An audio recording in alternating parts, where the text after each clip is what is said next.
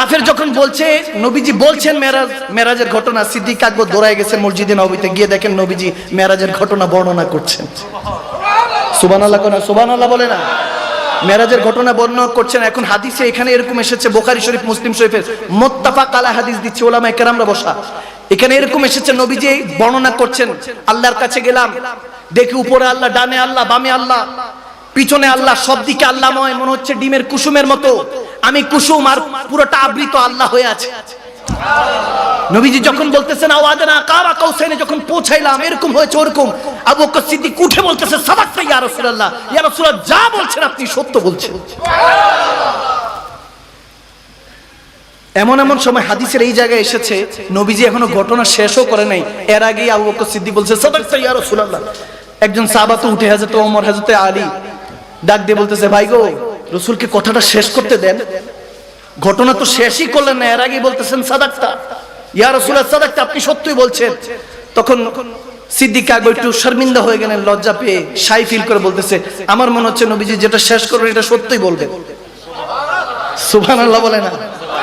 ঘটনা শেষ হয় না, এর আগে বলতেছেন সাদাকতা ইয়া রাসূলুল্লাহ। এরপরে রাসূল আরবি বলতেছে, এই সাহাবারা, তোমরা তো সবাই আমার বন্ধু, আমার সাথী, কিন্তু তোমাদের মধ্যে আজকে একজন স্পেশাল হয়ে গেছে আল্লাহর পক্ষ থেকে, আজকে একজন সত্যিকার সাদাকতা হয়ে গিয়েছে, সত্যিকার সিদ্দিক হয়ে গিয়েছে আল্লাহর পক্ষ থেকে। জিবরিল আমিন এসে বলছে, নবীজি তখন ঘোষণা দিলেন, তোমরা তো আমার বন্ধু, কিন্তু আবু বকর আজকে থেকে সিদ্দিক আকবর। সুবহানাল্লাহ।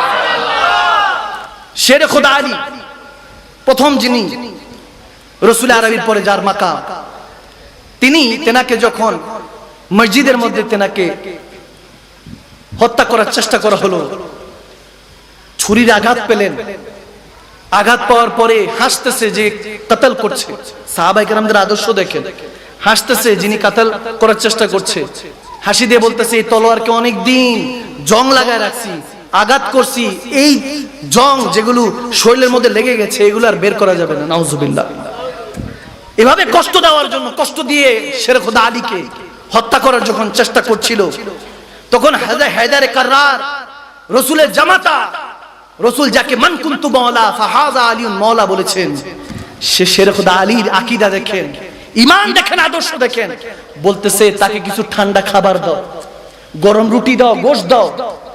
সে হয়তোবা মেজাজ তার খারাপ, এজন্য আমাকে ঘৃণার চোখে দেখছে, তাকে আপ্যায়ন করো, তাকে ঘুমাতে দাও, এরপরে যদি আমি সুস্থ হই তাহলে আমি তার বিচার করব, আর যদি আমি এখানেই আল্লাহর দফতরে আমার নাম লিখে যায়, আমি শাহাদাত বরণ করি, তাহলে তাকে এক কবে একটা প্রহারে তাকে হত্যা করো, কষ্ট দিয়ে মেরো না।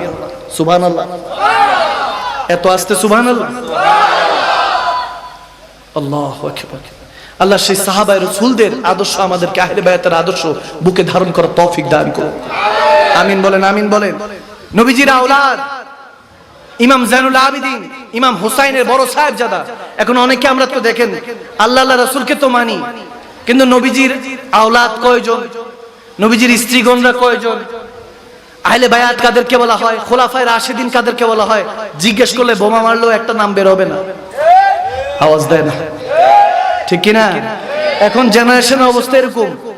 অনেকে জানে যে ৭২ জন কারবালার ময়দানে শাহাদাতের পেয়ালা পান করেছেন, এর মধ্যে আহলে বায়াত অর্থাৎ নবীজির বংশধর ছিলেন কেউ বলেন ১৭ জন, কেউ বলেন ২২ জন। সুবহানাল্লাহ।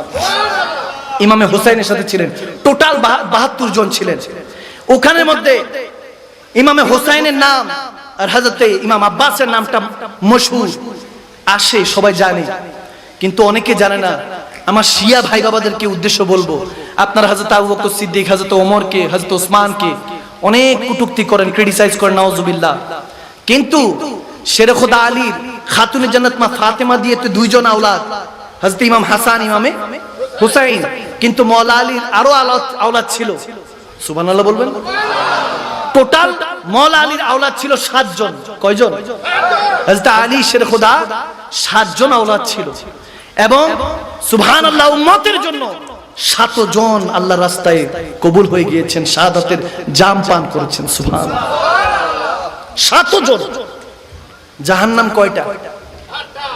কয়টা? সুবহানাল্লাহ।